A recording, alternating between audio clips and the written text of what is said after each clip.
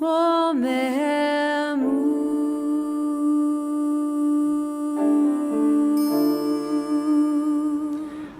Korakh begins, Vayikach Korakh. Korakh separated himself. This is referring to how Korakh separates himself by rebelling against Moses and Aaron, accusing them of unfairly wielding their power. Korakh's argument is pretty convincing. He says, "This entire assembly is holy, and the divine is among them. Why do you exalt yourselves over the congregation of the divine?" Now the word here for he separated is vayikach, which literally means he took, hinting at the selfish motive behind his challenge to Moses. Just like when you feel a desire for something, like a sugary treat for example, and there's that urge to reach for it and to take it, so too Korakh was grabbing at what he wanted. Only his desire object wasn't food, but status and control. And just as the body can have physical cravings, so the ego has identity cravings. I want control, I want recognition, and so on. And that ego craving can be much more powerful than even bodily cravings in some cases. Next it says, Vayishma Moshe vayipol al panav. Moses heard and he fell on his face. So why did he fall on his face? There's a story that once an opponent of the Hasidic movement came to the Alter Rebbe, Reb Shneur Zalman of Liadi, to attack him with accusations of arrogance. "You claim to be a holy man, a leader of Hasidim, but look how you sit alone in your study, separate from the other people, and with an attendant at your door, only admitting people according to your command? How fancy of you! Isn't that arrogance? Who do you think you are, anyway?"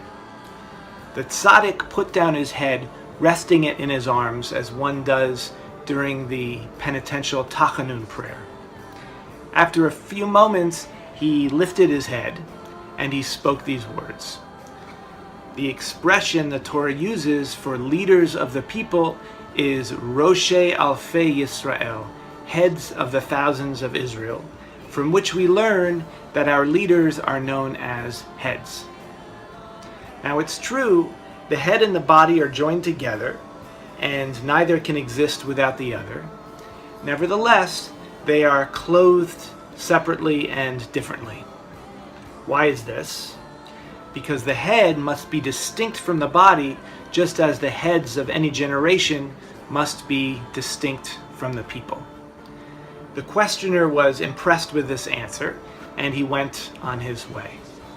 But the Rebbe's little son, who would eventually be known as Reb Dov Ber of Lubavitch, had a different question for his father. "Abba, in order to give that answer, there was no need to rest your head in your arms.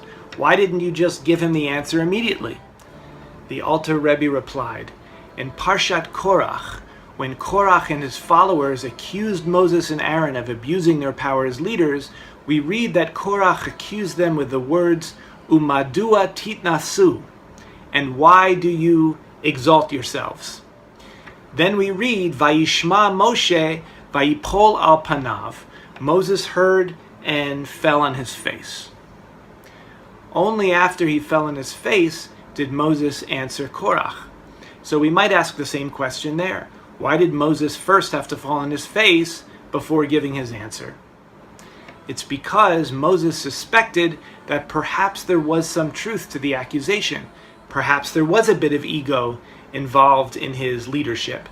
So he had to really go inside himself and search inwardly to see if there was some truth there.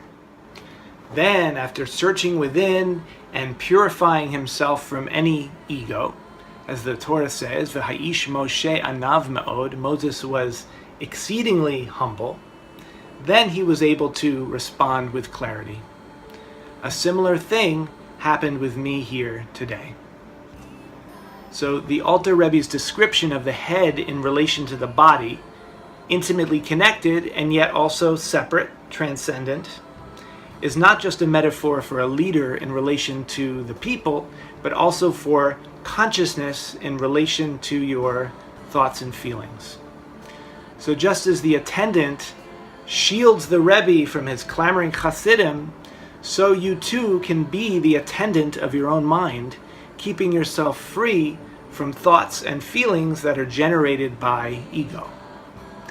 But to do this, you don't really have to keep out any of your thoughts and feelings. All you have to do is be conscious of them. By simply acknowledging the presence of any selfish or aggressive or needy thoughts and feelings, they're no longer controlling you. Then, as you continue to stay present, your thoughts and feelings naturally cool down, revealing themselves as nothing more than fleeting moments of experience. As it says in Psalm 23, Tishanta v'shemen roshi, you anoint my head with oil. When you stay present, your awareness is like aromatic anointing oil poured over your head, cooling and relaxing your mind and your heart.